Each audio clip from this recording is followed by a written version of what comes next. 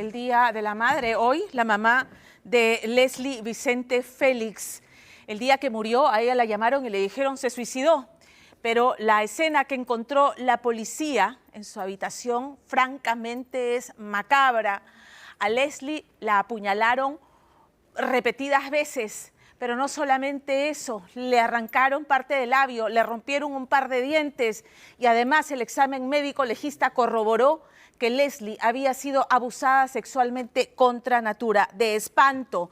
Entonces, ¿por qué es que la cuñada de Leslie había dicho que se suicidó? ¿Por qué es que no pudo explicarle a la policía esa herida de arma blanca que tenía al momento de los interrogatorios?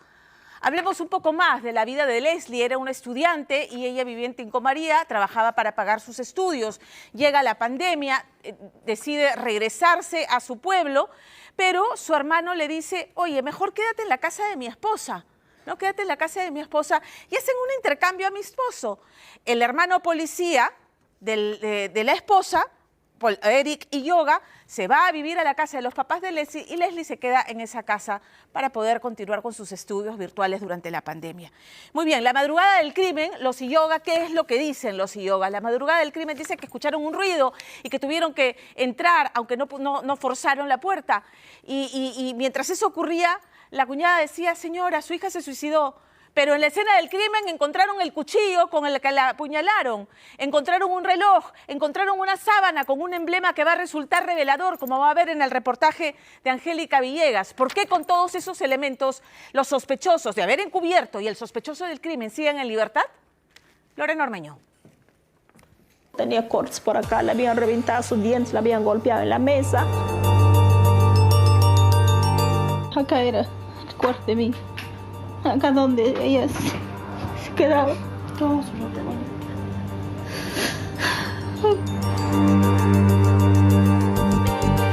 Me apuñalaba porque tenía cortes y tenía un puñal acá al pulmón. En este lado, por ejemplo, mi hermana está con la polera y en este lado mi hermana está, en otra posición, su cuerpo. Pueden un par de polvorientas fotografías armar el rompecabezas del crimen de una estudiante masacrada a puñaladas tras ser ultrajada por alguien muy cercano a ella. Han pasado 5 años desde que fue cruelmente asesinada Leslie Vicente Félix en la casa de su cuñada. Hasta ese momento se creyó que el móvil del crimen podía ser sentimental, hasta que las contradicciones de su cuñada, teniendo una herida de arma blanca para el momento de los hechos, fotografías y los interrogatorios que se siguieron años después, develaron que en realidad habría sido parte de su familia política la que participó en este hecho. Familia de 4 hermanas. Su rostro irradiaba la inocencia de una joven querida y madura para afrontar las sombras que acechaban su hogar. Encantadora. Para mí era un ángel. Se preocupaba de mi salud, de mí, mi persona. Yo también estaba pasando un momento difícil en mi vida, depresión, de que me había separado de mi pareja. Ella me estaba levantando moralmente, me decía, mami, no derramas tu lágrima por una persona que no te valora. Solo mami te espera, 3 años espera. Yo te voy a apoyar cuando termine mi carrera, me decía. Este no era el relato predecible en una desgastada cinta de tantos feminicidios contados. La historia de Leslie a sus 19, quien tenía un enamorado, era una textura totalmente diferente. Los planos de ingeniería civil comenzaban a desplegarse en su mente y para costear sus estudios trabajaba como secretaria.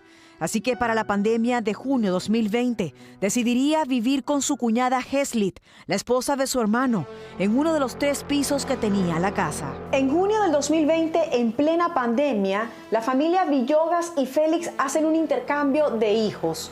Leslie, la hija menor de los Félix, se va a vivir a la casa de su cuñada, la esposa de su hermano. En esa casa, su cuñada vivía con parte de sus parientes, entre ellos el primo de su cuñada y el padre de su cuñada. Según ella, era una situación compleja porque la relación y la dinámica en la casa de su cuñada no era la mejor. ¿Qué tanta distancia había del cuarto de que tu cuñada rentaba con el resto de los hombres de la casa? Eran pegados, señorita. Prácticamente porque la casa es de madera y es pegado, o sea, como que todo se escucha, ¿no? ¿Tu hija en algún momento sintió peligro en esa casa? ¿El papá de su cuñada la miraba de otra manera? El señor me dijo, es algo raro, el señor no habla, no conversa, pero algo raro le veo al señor. Cuando tu hija te dice que no le gusta la manera de mirar del señor de la casa, del que era el papá de su cuñada, ¿no le dijiste mejor salte de esa casa? Porque sin saber... Sí, yo le dije, hija, vete a Uchiza, le dije, regresa a Uchiza, deja tus cosas. Un detalle pasaba inadvertido en esas familias que se intercambiaban sus hijos. Eran los frecuentes mensajes que el policía Eric Villogas le enviaba a su concuñada Leslie. Te he brindado mi amistad. Eso no quiere decir que yo quiero algo contigo, porque yo tengo enamorado y tú también tienes enamorada. Y que además, para que te quede bien claro, tú no eres de mi tipo y no me involucraría con tu familia. Así que el hermano de la joven le advirtió que se mantuviera distante del efectivo. Una distancia que creyeron se marcaría cuando el policía se muda a la casa de la familia de esta joven en Uchiza, zona en la que había comenzado a trabajar. A cambio de Leslie, en su casa en Uchiza había llegado a vivir el policía Eric Villogas, el hermano de su cuñada. Un hombre que la familia de Leslie no veía de la mejor manera. Era violento, llevaba muchas mujeres a su casa y el comportamiento de él dejaba mucho que desear para ellos. Me escuchaba en su cuarto, hacía bulla, olía a cigarros, cerveza. ¿Lo percibías más allá de que era un hombre mujeriego y hermético, como un hombre violento, Sí, a Eric? Sí, cuando hacía bulla, hacía entrar a sus enamoradas ahí, escuchaba que lo gritaba, o sea, agredía ahí. ¿En algún momento tu hija te comentó si Eric, este policía que estaba ahora durmiendo en tu casa, visitaba la casa donde ella estaba, si la molestaba? Le mandaba, dice, ese emojis que dicen, le paraban mandando.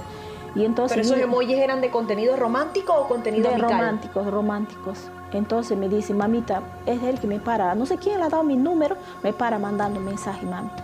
Y ella un día le llega para la joven, le dice, mira, el hecho que tú estés a mi casa no te da esa confianza que tú me mandes mensaje. En vísperas de una tragedia, la familia política de Leslie parece conocer con detalle desde el momento en el que ella se baña hasta en el momento que apaga la luz de su baño. Todo estaba fríamente monitoreado según lo que ellos mismos han declarado a las autoridades.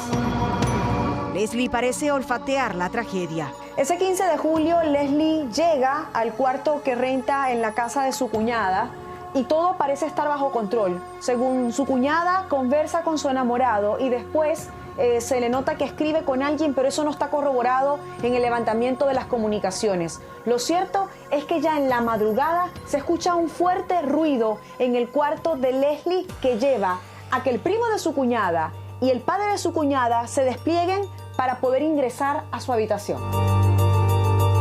El reloj marca las 3 de la mañana en Tingo María, pero horas antes, una moto ha llegado al lugar sin que nadie parezca notarlo, según lo que reconstruye la madre de Leslie, guiada por los interrogatorios y pruebas.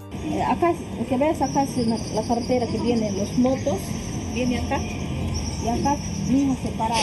Cualquier persona no podía ingresar en este sitio.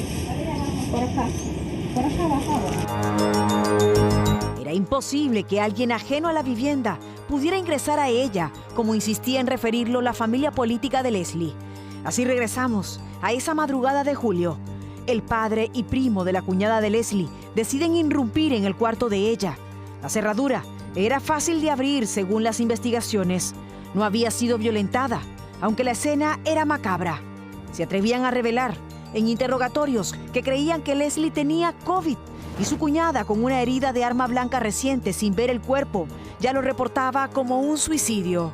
Me pongo a llorar, ¿no? Le pongo a abrazarle, está bien, otra vez le llamo, le digo, está bien, ¿cómo está mi hija? No está bien, solo está botando espuma por la boca, está bien, está respirando. Entonces a mí yo pensé que iba a pasar, ¿no? Yo me entero por otras personas que me llaman, dicen, mi hija fue asesinada. De acuerdo al examen médico legista practicado a la estudiante, esta había sido víctima de acto contra natura. Los espermatozoides hallados no eran suficientes para dar con su verdugo, quien se había olvidado de borrar parte de su personalidad, hallándose en la escena un reloj, y una sábana con el logo de la institución policial. La han sacado, la han hecho reventar, la han agarrado así de la puerta, en la punta de la mesa, porque la mesa estaba con sangre. ¿Por qué tanto cruel tenía que abusarlo a mi hijo?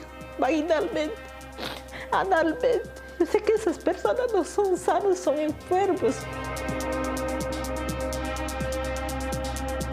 ¿Qué crees tú que ocurrió? ¿Tu hermana lucha?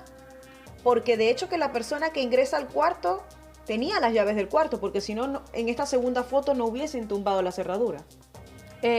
Supuestamente por la ventana dice que haya ingresados, eso es lo que dice la familia, ¿no? De repente ha ingresado... Por la ventana, pero si la persona ingresa por la ventana y ella, según la declaración policial, tenían tanto detalle de lo que hacía tu hermana, ¿cómo es que no se percataron que iba a entrar alguien por la ventana? Eso es lo que llama la atención, señorita.